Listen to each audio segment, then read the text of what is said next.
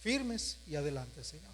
Te damos gracias, Señor, y hoy te pido, Señor, sigas bendiciendo la vida de nuestros amados hermanos y todos aquellos, Señor, que en determinado momento escucharán la palabra hoy que vamos a compartir. Amantísimo Padre Celestial, a ti nos encomendamos y te lo pedimos en el nombre de tu Hijo amado Jesús. Amén. Así es, hermanos. Yo le voy a invitar a abrir su Biblia en el libro de Primera de Samuel, capítulo 24. Por favor. Primera de Samuel, capítulo 24. Gloria a Dios. Vamos a estar dando lectura desde el verso 1 al 10.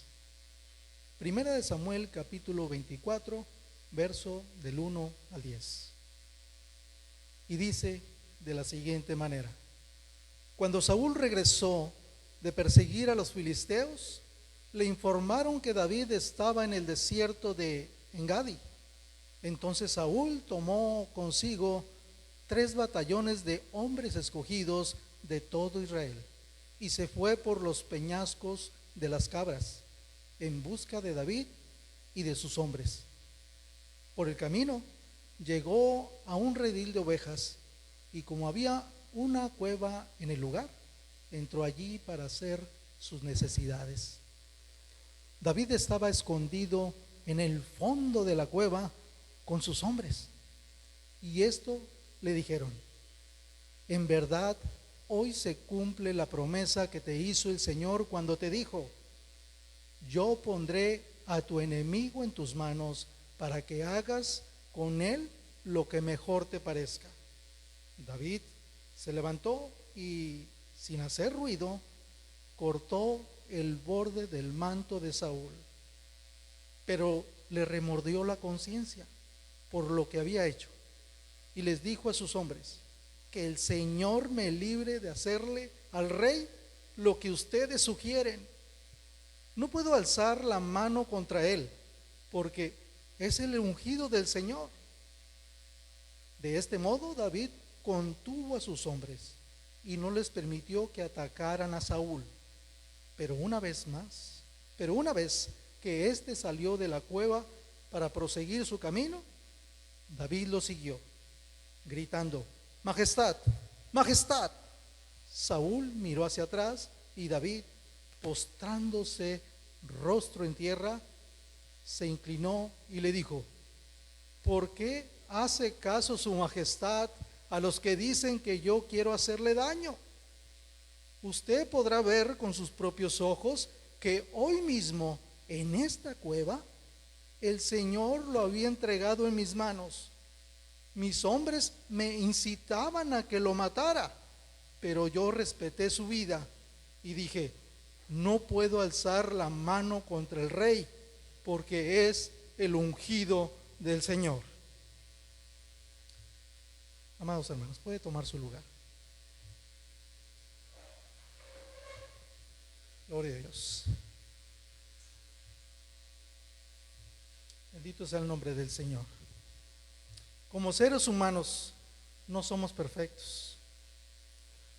Cometemos muchos errores a diario. Queriendo o no, los cometemos. Hay que ser honestos en cuanto a nuestras faltas y nuestras luchas, amados hermanos. Pablo se refirió a sí mismo como el peor y el primero de los pecadores. ¿Acaso tú, que me estás escuchando, eres verdaderamente leal? ¿Acaso tú que me estás escuchando,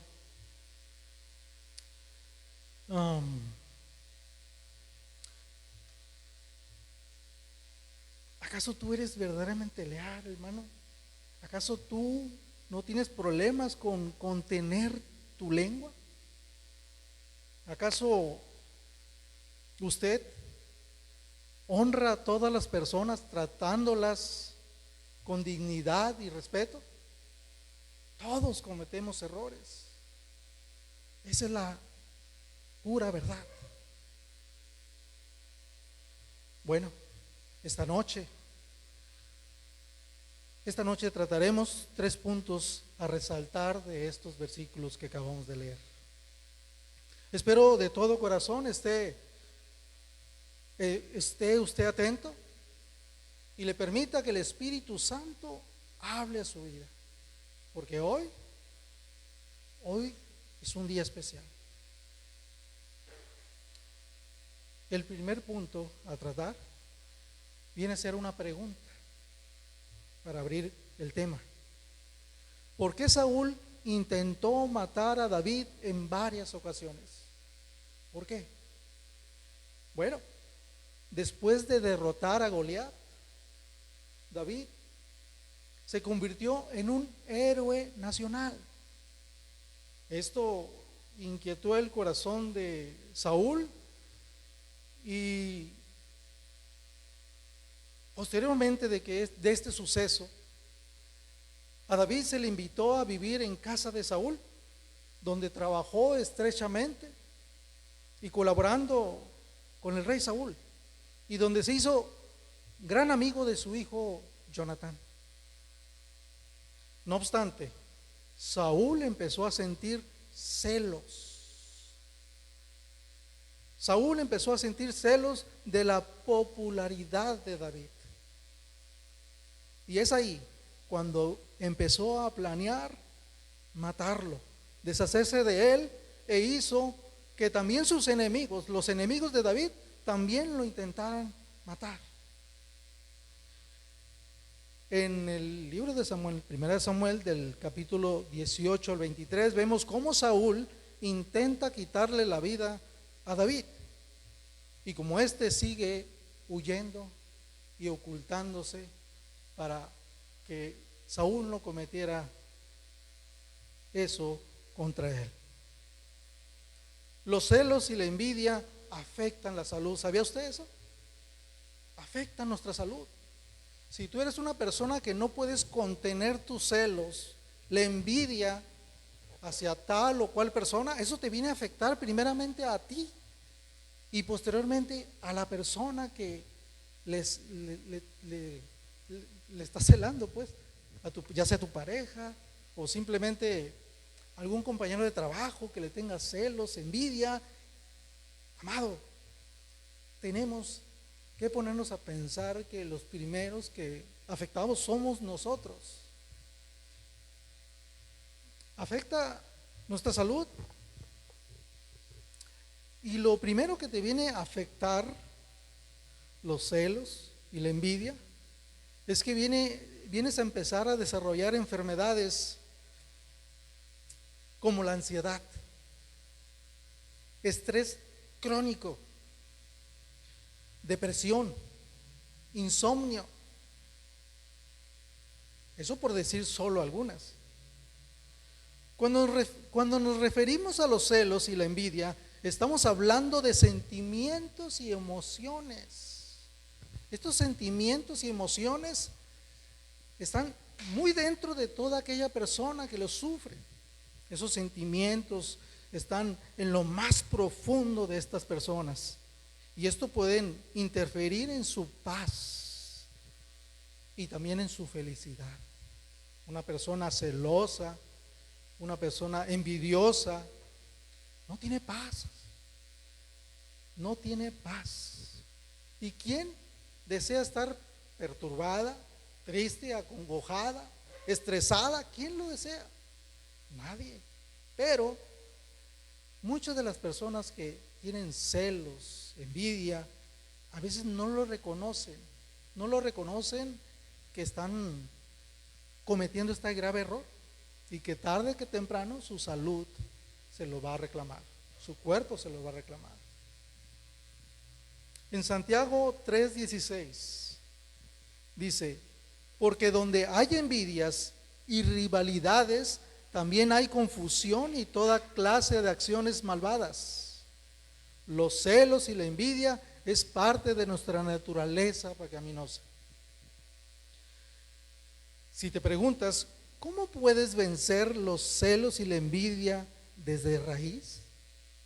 Sí, amado hermano, sí se puede. Sí se puede. En Cristo Jesús Todo es posible, todo se puede. La palabra de Dios nos muestra el camino para vencer todo pecado. Y el camino es seguir a Jesús, tomando nuestra cruz cada día y negándonos a nosotros mismos. Podemos utilizar versículos como espada para derribar, derrotar a la envidia tan pronto cuando venga un pensamiento equivocado a tu vida. Podemos utilizar la misma palabra de Dios como espada de dos filos para derribar, para derrotar esos pensamientos o sentimientos que provengan de nuestra carne. Podemos decir firme y decididamente no. Tú lo puedes hacer, yo lo puedo hacer. Negar todo pensamiento, no negar, sino detener todo mal pensamiento, toda mala acción, todo mal sentimiento que venga a tu vida. Tú lo puedes frenar en el nombre de Jesús. Amén. ¿A poco no le ha pasado a usted que de repente vive cierta situación, se presentan ciertas dificultades y queremos, muchas veces se te viene a la mente pensamientos de venganza, de arrogancia, de maldad? Entonces, en cuanto te anden revoloteando en tu cabeza ciertos o cuales pensamientos, dile no, frénalos. Dile no en el poder del Espíritu, no en el poder del Señor. Usar la palabra de Dios para luchar hasta que hayamos vencido tanto toda tentación como todo mal pensamiento. Amén. Sí se puede. Para Dios todo es posible. Y para todos aquellos que creen en su palabra es posible. Amén. Aleluya. Ahora, el siguiente punto es hacer el bien por mal. Espero tengan su Biblia abierta porque vamos a estar consultándola. El versículo 4 al 6 dice así: entonces le dijeron, en verdad, hoy se cumple la promesa que te hizo el Señor cuando te dijo, yo pondré a tu enemigo en tus manos para que hagas con él lo que mejor te parezca. David se levantó y sin hacer ruido, cortó el borde del manto de Saúl, pero le remordió la conciencia por lo que había hecho y les dijo a sus hombres, que el Señor me libre de hacerle al rey lo que ustedes sugieren. Dios entregó a Saúl en manos de David. Ahí estaba Saúl dentro de la cueva y estaba David y todos sus valientes. O sea, estaba indefenso el rey Saúl. Dios lo había entregado en sus manos a David. Pero, ¿qué cree usted? ¿Qué cree usted, amado hermano? ¿Fue una oportunidad para matarlo? ¿O fue una oportunidad para ejercer fe? Para ejercer paciencia en David. ¿Qué cree usted? ¿Fue una oportunidad para matarlo? ¿O fue una oportunidad para ejercer fe y paciencia en David? Tal vez si alguno de nosotros hubiéramos estado en la posición de David, tal vez usted o yo hubiéramos tomado la decisión de darle muerte a Saúl. Pero David no. David no lo hizo. Imagínese usted, está siendo perseguido por el rey, por bastantes personas para darle muerte. Entonces probablemente tal vez te hubieras justificado diciendo, lo maté para poner fin a mis problemas. Tal vez hubieras dicho también, ok, también lo maté, pero no dormía, me encontraba inquieto, me encontraba con miedo. El miedo se apoderó de mí y en defensa propia lo maté. Y también en defensa de mis otros soldados lo maté. Tal vez esa hubiera sido tu respuesta, o esa hubiera sido tu justificación de haber cometido asesinato. Pero David tenía una promesa. David tenía una promesa del reino, pero no tenía la orden de matar al rey. ¿Lo entiende usted? No tenía la orden de matar a su rey. Satanás siempre trata de engañarnos. En cada momento, en cada lugar, en cualquier situación, Satanás siempre tratará de envolverte en sus mentiras, de envolverte en sus engaños para que actúes de mala manera. Que el Señor lo reprenda, amén. Siempre va a tratar, siempre intenta, y si no lo logra, volverá a intentarlo y lo volverá a intentar, de hacer que el pecado parezca algo atrayente.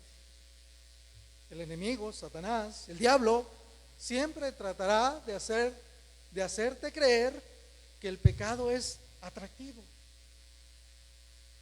que el pecado no tiene gran consecuencia. Pero Él es el padre de la mentira, amén. Amados hermanos,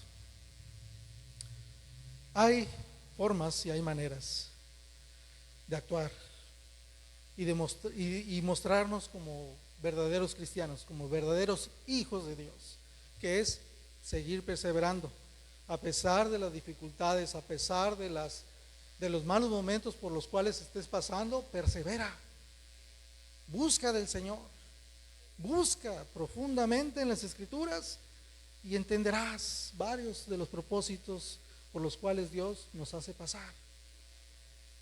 Para cada uno de nosotros tenemos que aprender a vencer las tentaciones. Para esto, ¿qué podemos hacer? Profundizar, como ya te dije, en la lectura de las Escrituras, apartar un tiempo para conversar con Dios y acercarte más y más a Él, para que crezcas espiritualmente, para que seas fortalecido en Cristo Jesús. David hizo bien por mal. De aquel quien lo perseguía con la intención de matarlo, él no le correspondió. Él, a pesar de ser perseguido, él, a pesar de vivir momentos de angustia, de desesperación, muy probable no tenía paz David. O sea, descansaba en el Señor, mas en el ambiente en que se movía, seguido tenía que estarse moviendo de un lugar a otro, a esconderse del rey Saúl y sus soldados de su ejército, porque intentaban acabar con su vida. El siguiente punto a tratar es: acepta la autoridad designada. Acepta la autoridad designada por Dios. Leamos el versículo 6 al 10. Y dice: y les dijo a sus hombres: que el Señor me libre de hacerle al rey lo que ustedes sugieren. No puedo alzar la mano contra él, porque él es el ungido del Señor. De este modo David contuvo a sus hombres y no les permitió que atacaran a Saúl. Pero una vez que éste salió de la cueva para proseguir su camino, David lo siguió, gritando: majestad, majestad. Saúl miró hacia atrás y David, postrándose rostro en tierra, se inclinó y le dijo: ¿por qué hace caso su majestad a los que dicen que yo quiero hacerle daño? usted podrá ver con sus propios ojos que hoy mismo en esta cueva el Señor lo había entregado en mis manos. Mis hombres me incitaban a que lo matara, pero yo respeté su vida y dije, no puedo alzar la mano contra el rey, porque él es el ungido del Señor. No cabe duda, no cabe duda que podemos aprender muchísimo de la vida de David. Él era un hombre conforme al corazón de Dios. Las escrituras nos lo dicen. David nunca levantó la mano en contra de su rey, aún y cuando peligraba su propia vida. Cuando Saúl finalmente murió, ¿qué crees que sucedió? Lloró David, se lamentó David y ayunó hasta el atardecer. Lloró abundantemente, se lamentó y hasta ayunó hasta el atardecer. Le dolió en su corazón. Murió esa tarde, noche. Murió no solamente Saúl, sino sus hijos murieron. Y le dolió mucho en su corazón que haya perdido la vida, o se haya quitado la vida el rey David, y haya muerto su amigo Jonatán, entre otros de los hijos del rey Saúl. Amados hermanos, David no forzó su camino al trono. Él ya había sido ungido como el próximo rey. No forzó su llegada al trono. Él respetó la soberanía de Dios y él honró las autoridades que Dios había establecido, confiando en que Dios cumpliría su voluntad a su debido tiempo. Pero ¿qué pasa con muchos de nosotros? Cuando tenemos proyectos, cuando se nos haya prometido ya sea una plaza, un trabajo o un ascenso, estamos desesperados, estamos inquietos, estamos queriendo presionar al patrón para que nos den el lugar, nos den la oportunidad. ¿Y qué pasa? Nos desesperamos, nos inquietamos de que no ocurre esto. Pero David aprendió a esperar en el Señor, a confiar en el Señor, a confiar en que su voluntad y en su tiempo. Amados hermanos, ya lo he compartido delante de todos ustedes. Yo en su momento llegué a deshonrar a nuestro pastor. Ya lo he compartido con ustedes. Y tuve que pagar un precio doloroso por ello. Y en su momento no honré a nuestro pastor. Y el Señor me hizo vivir un proceso de incertidumbre, un proceso doloroso, un proceso el cual no se lo deseo a ninguno de ustedes. Por eso yo se lo digo, quien vivió las consecuencias de no honrar a nuestro pastor, le pedí perdón a nuestro pastor, pero el proceso por el cual Dios me hizo pasar fue difícil, que no solamente me afectó a mí, afectó a mi esposa, a mis hijas, vivieron las consecuencias de mi error. Y yo hoy quiero evitarte que pases cosas semejantes por no honrar la vida de nuestros líderes espirituales, de nuestro pastor y los líderes de la iglesia también. Amados hermanos, no hables mal ni te confabules contra los líderes ordenados por Dios. No, No cometas el error que yo cometí. Santo. Aleluya. Aun cuando te parezca que están equivocados, respeta, sé tolerante, espera en el Señor. Déjale el juicio al Señor. Déjale el juicio al Señor y ora por ellos. Oremos, sigamos orando por nuestros pastores. Sigamos honrándoles. Sigamos obedeciendo a nuestros pastores. Cada uno de nosotros debe responder ante Dios con sus propias acciones. No tenemos que estar señalando a nadie que se haya equivocado. No tenemos que evidenciar a nadie. Si nosotros todos cometemos errores, como lo dije desde un inicio, seamos cautelosos, seamos honorables. Honrar a una persona es reconocer su valor y respetarlos como tal. El respeto es un principio, así como la honra es un principio. Es un principio bíblico sumamente importante que nos ayuda a matar el egoísmo, que nos ayuda a matar el orgullo. Seamos sabios y honremos las diferentes autoridades designadas por Dios. La palabra honra significa mostrar valorar,